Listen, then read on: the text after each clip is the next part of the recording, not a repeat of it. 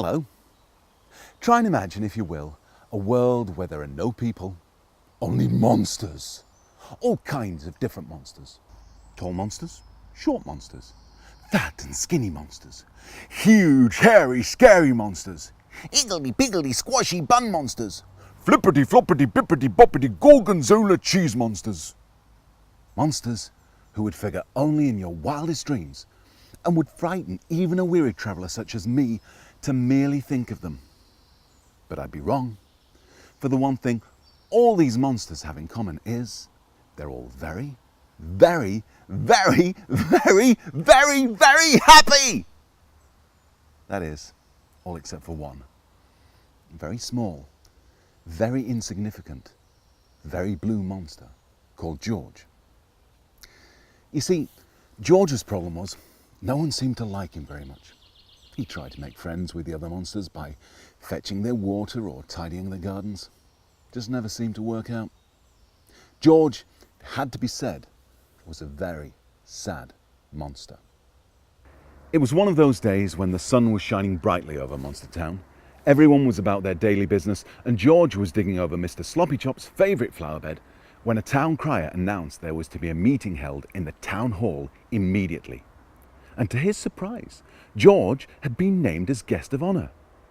Well, he was surprised. He'd never been invited to anything, let alone asked to be guest of honour, and completely forgetting about being there straight away, he decided to go home, put on his best going out wellies, and brush his teeth. Meanwhile, the meeting in the town hall had already begun. "Greetings," said the king in a deep wobbly voice he used for his most important announcements. "I have a most important announcement to make. Dear people of Monster Town, this morning I received a grave message of doom and gloom. It is a message of great sadness to us all. It is a message from the almighty dragon, Dribbleflop."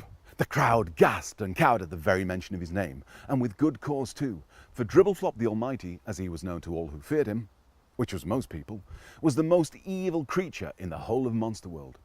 He was the kind of dragon who, when feeling peckish, would rather eat his own grandmother as a midday snack than be nice to anyone. That is, if he hadn't already eaten her for breakfast. The worst was yet to come, though, as the king began to read the terrible message to his quivering people. "Dear feeble monsters, you're probably wondering why I'm bothering to waste my time writing to such a puny race as yourselves. Well, as you know, next week is my 600th birthday, and I, in my infinite wisdom, have decided that you should be the first to send me a present. No, don't thank me. It's the most I could do.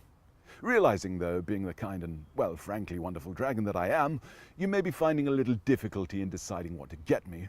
I thought I'd give you a bit of a helping hand. I'm having a party, only a small one, you know, nothing grand, just a few friends round for dinner, and I was wondering if one of you monsters would care to join us as the main course. Try not to take too long thinking about it, and make sure you send someone fat. Hugs and kisses, Dribbleflop. Oh, P.S. If you don't send a monster by next week, I'll come and burn down your village." "So there you have it," said the king gravely. "One of you monsters must go and be part of the dragon's birthday meal. I, of course, would go myself, were it not for my duties in the town, and, well, I'm not quite as young as I once was. So, whom amongst you brave citizens will volunteer to go and be eaten by the almighty dragon Dribbleflop?" The king's eyes searched the room for a willing subject, but as you would have guessed, no one was silly enough to raise their hands. "As I thought," muttered the king. "So I've decided to send George instead. All those who agree, raise their hands." George finally arrived at the meeting to find all of the monsters with their hands in the air. Strange, he thought to himself, but then monsters were always doing strange things when he was around. He decided to ask, "Hey up, Kingy, what's happening?" "Ah, George," the king said in a joyful tone, which rather surprised the audience, who at that point were feeling very guilty about what had been decided. "We were just deciding who should be the new hero of Monster Town." "New hero?" questioned George. "I didn't even know we had an old one." "Quite right, George," replied the king, in a way which led the village monsters to believe the king had something up his sleeve that was going to make them feel a lot less guilty about sending George to be eaten.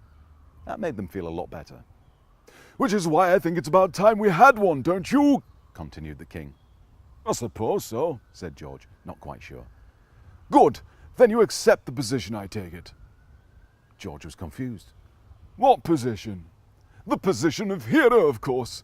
Tomorrow you must go and fight a dragon that is threatening to burn down our village. The audience marvelled at the sheer brilliance of their clever king. What a good idea! Getting George to think that he was going to fight a dragon instead of being eaten by one. George had been surprised for the second time that day. Imagine, out of all the brave monsters in the village, the king had chosen him to be a hero. To join the ranks of such legendary figures as Snugbottom of Doodlebug, saviour of the Ding-Dongle Fatties, and Nog-Nog the Wicked, who had single-footed stamped out the rampant Splatterbug invasion. George felt proud and honoured, but he also felt scared. He'd never seen a dragon, let alone fought one, and although the king had assured him that they were usually very small and easy-peasy lemon squeezy to sneak up on, George had his doubts.